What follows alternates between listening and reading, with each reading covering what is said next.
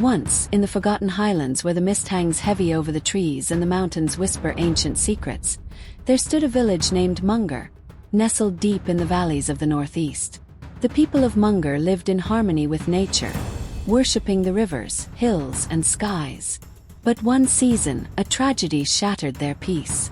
A young woman named Ralei, known for her gentle heart and melodic voice, died while giving birth. Her newborn, a tiny boy who barely breathed, passed shortly after.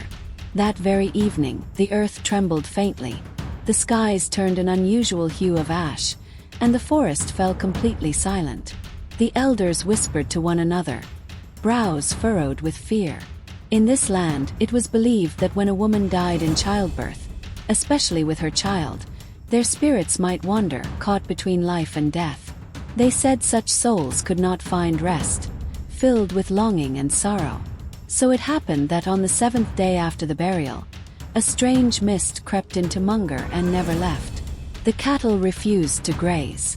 Children cried in their sleep. And then people started disappearing. First an old shepherd, then a mother gathering firewood. The villagers believed a curse had descended upon them. Fearing more loss, they did the unthinkable. They left. Every last soul packed up and departed, leaving behind homes, harvests, and history. The village of Munger was swallowed by silence. Months passed. One evening, two travelers from a distant village, Taba and Zeni, came upon the abandoned settlement. Dusk was falling fast, and the forest around them buzzed with insects and unseen eyes. As the wind grew colder, they decided to take shelter in one of the houses. Surprisingly, though all the houses were boarded up, one hut stood open. A soft glow of firelight flickered from inside. Curiosity got the better of them, and they stepped in. Inside, a woman in a simple red shawl sat by the hearth. Her long black hair flowed down her back, and her face, though partially hidden in shadows, wore a faint, unsettling smile. She welcomed them warmly. "You must be tired. Please stay for the night. I have food and drink," she said in a melodic voice. Grateful, the two men accepted. She poured them a drink in wooden mugs and offered steamed rice. Taba, always trusting, downed the drink in one gulp and praised her hospitality. But Zeni, ever watchful, brought the cup to his nose and paused.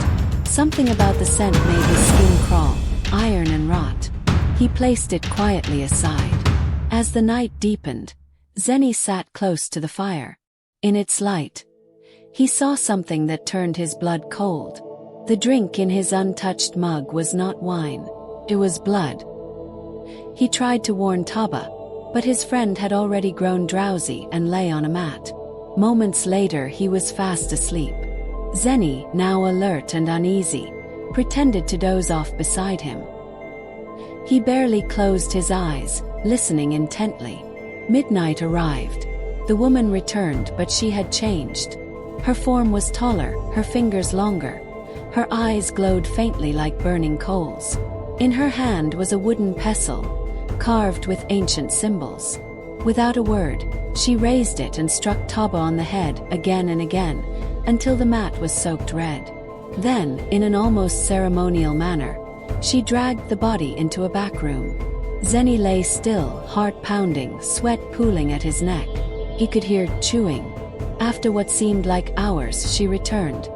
Her form now hideous, monstrous. Her mouth stained, her eyes ravenous. She crept toward Zeni with the pestle once more. But before she could strike, he leapt up and dashed out the door. He ran through the cold mist, barely able to see, until he spotted an old pigsty. He dove behind it.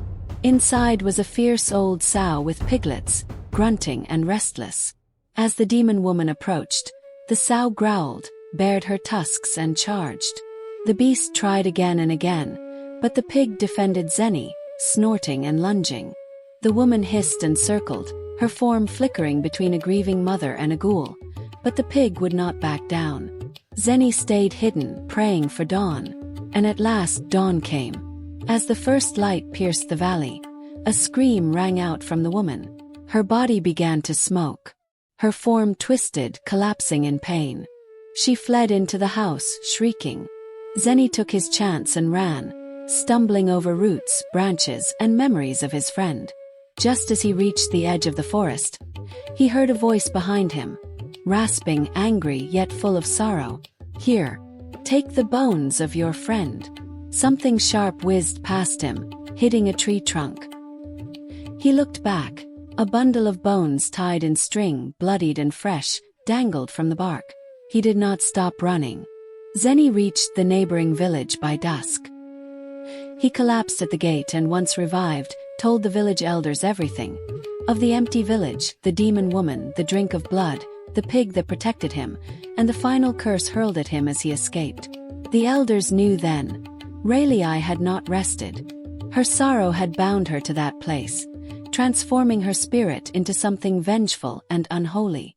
To this day, no one goes near Munger. But if you dare to wander the eastern highlands at dusk, some say you might see a soft light flickering through the trees. The sound of a lullaby, echoing through the mist. And perhaps, just perhaps, you'll hear her voice. "Welcome, traveler. You must be tired." Moral of the tale. In every land, grief must be given its due, and the dead must be respected. For when sorrow is ignored and fear left to fester, it gives birth to monsters we do not understand. If this tale gave you chills or made your heart race, imagine the legends still waiting to be told. At Whispering Hills, we bring you haunting folktales, forgotten myths, and sacred whispers from the past, every single week. Subscribe now and step into a world where every story lingers. Long after the last word is spoken, don't just listen to tales, live them with us. Thanks for watching and see you in the next one.